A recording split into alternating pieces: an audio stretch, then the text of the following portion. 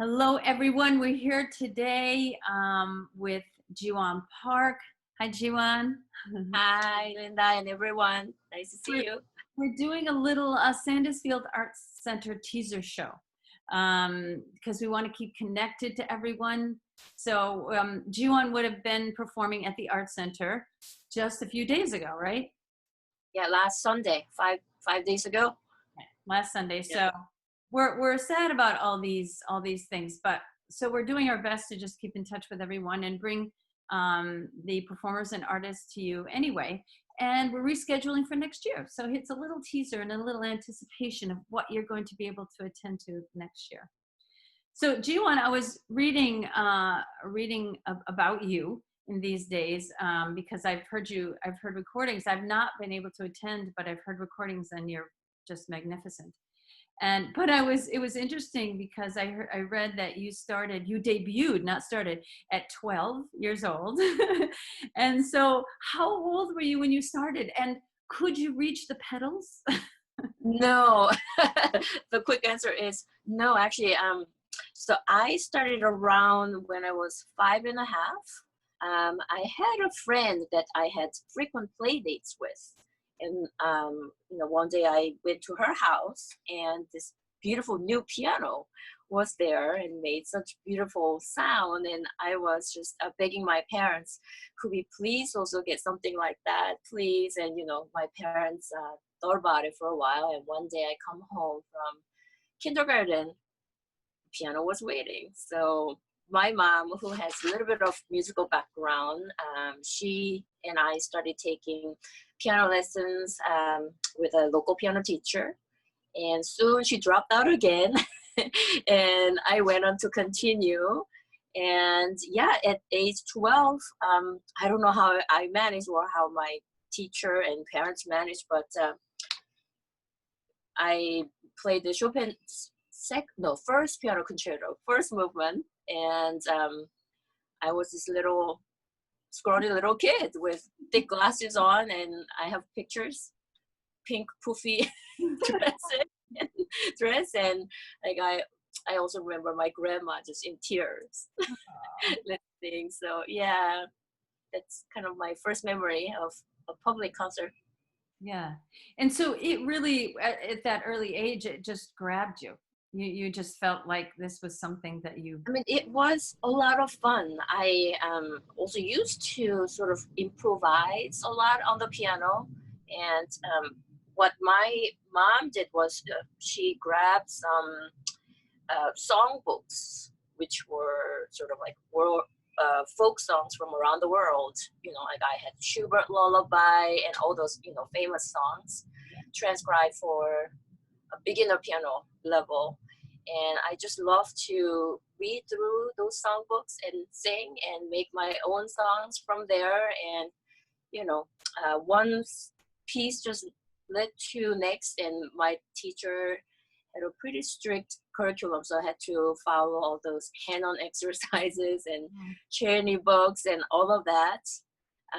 But I'm glad that I went through that, and also my teacher was inspiring and not scary for a little girl, that I didn't end up giving up, because so many people I have met backstage, throughout my career, would come and say, I just love the piano so much. I just wish I hadn't given up as a child. And do you think I can still pick it up? And my answer is always, yes, it's never too late.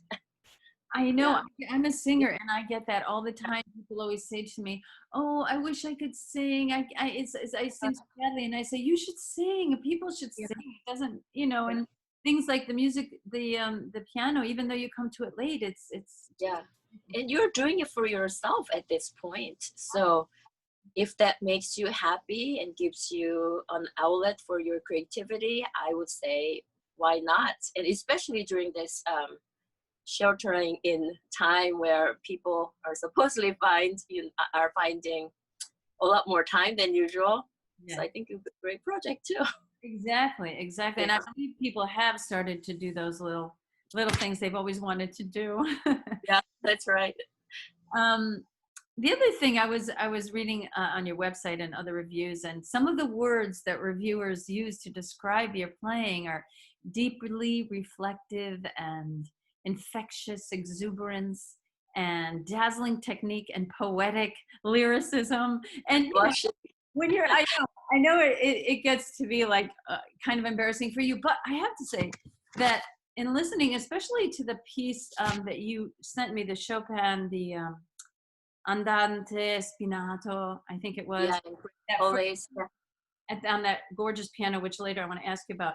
Um, I became like, my feeling about it was very poetic, and so when I read this, the dazzling, the technique and the poetic lyricism, it's true. I felt like, I never speak like this, but I felt like if angels' wings, if we could hear them, that's what they would have Oh, sounded like. But it made me, it gave me a beautiful feeling.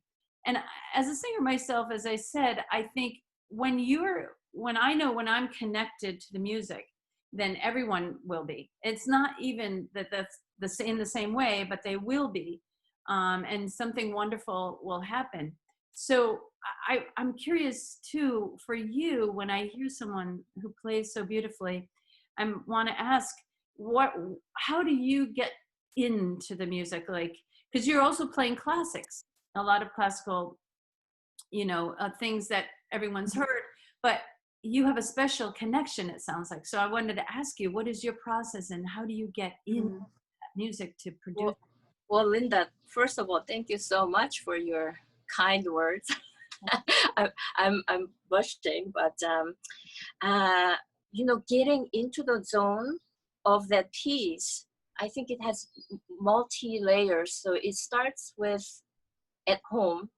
I'm constantly experimenting, trying to penetrate through those multiple layers of this, sheer complexity of, I mean, that piece, Andante Spianato and Grand Polonaise, for example, but basically all the other pieces. And as a performer, basically we're given this black and white, papers with notes and not too much writing. I mean, it depends on certain composers, but a lot of it also depends on your imagination. So I try to experiment, and also we're very lucky in this age that we have great access to all those wonderful recordings Yeah. in the past, and also listening to some other artists also give me some ideas or inspiration. And from there, I would develop my own story that I would like to convey. So that's the preparation. And also that never stops because certain pieces I keep going back to. And every time I go back, I'm just unearthing things that I have missed. Right. It's really interesting because it's an art form that keeps living on, and it's organic, it's changing all the time. And also as me as a human being, as I'm growing up or getting older or gaining more experience, my thinking process or my values also change when I view a certain piece. So the interpretation naturally also changes. So I think it's also interesting. I mean, hopefully it's interesting enough for audience members as well, that if I keep going back to, Sanders Field, I mean, I tend to do that every few years, um, and also, I guess, witnessing the changes that is happening Right. to this artist or all the other artists that Right. come through the door. Yeah. But then another aspect, which is really hard to achieve, is how to get into that zone when you are performing live. Yeah. And on a good day, if the magic happens, I totally get transported inside that piece, and everything around me just disappears in the background. But there's really no formula to how to bring that back, because it's gonna be always different from what I have been doing in the practice room. And some questions, I mean, one of the questions that I also often get asked is, how do you prepare for the live concert? Mhm. And I think, um, I mean, there's really no preparation that one can do. You get up there and it's totally foreign. So the more I get to do it, the more familiar get to feel, like this feeling of people watching, you know, and then me sharing that music live and just kind of throwing myself into the water of this music and trust that I have done enough work at home that everything will go well. Right. At that point, it's just the sign of the cross, and there you go. Yeah. But also, it would be interesting, and for you who started at such a young age, to see like Claire de Lune played by a 15-year-old, or or 20, and then you're still playing it now at your age of 25. Um, I didn't mean to laugh about that. I'm sorry. No. So for you too, because you bring your experience, I guess, too, is what you were saying. You bring the years of doing it, and it matures. The song matures, even though the notes are the same. You're playing it a different way because of your And experience. I love that the piece has lived on and will live on without all these performers, and the tradition will continue, but then new innovation on that piece will also emerge, because people definitely play it different ways these days than, let's say, 50 years ago. Right, right. And I can't imagine what it used to kind of sound like, Right. how people view it kind of as a standard interpretation. Yeah. Yeah. So before we go, I just wanted to ask you, how are you weathering this crazy pandemic and the the complete halt of the performing arts? Uh, well, I mean, I actually should say we as a family, we're very lucky to be able to say we're doing extremely well. All our extended family members and also friends, everyone is staying well and safe. Um, I mean, at first I was quite anxious and nervous about what's gonna happen to our health and also to our performing jobs. I mean, that aspect, we're still not sure when we can actually go back to the old days of sharing music in person. Um, but with this newly found time, I mean, it used to be so driven that I'll come home from the airport, grab some food from Whole Foods, come to the house and drive my daughter to school, and those 4 points of interest in this town. But then now we're exploring our town finally, and also have been able to appreciate the garden, to see, because this is we moved here 4 years ago, and this is the first spring that we got to see what it actually looks like throughout changing months. I know. And yeah, we've been, well, actually, I think the biggest beneficiary of this pandemic is our dog. We have a 12-year-old Labrador. Throughout his life, we were always going and leaving him with a pet sitter, and we never leave him. It's 24/7, so he doesn't know why his favorite humans are always home, but he loves it. So we're taking daily walks, and both of us, me and my husband, we've been cooking up a storm. Yeah. So that's really fun and also healthy too. And what else? Well, I mean, homeschooling was a little tough.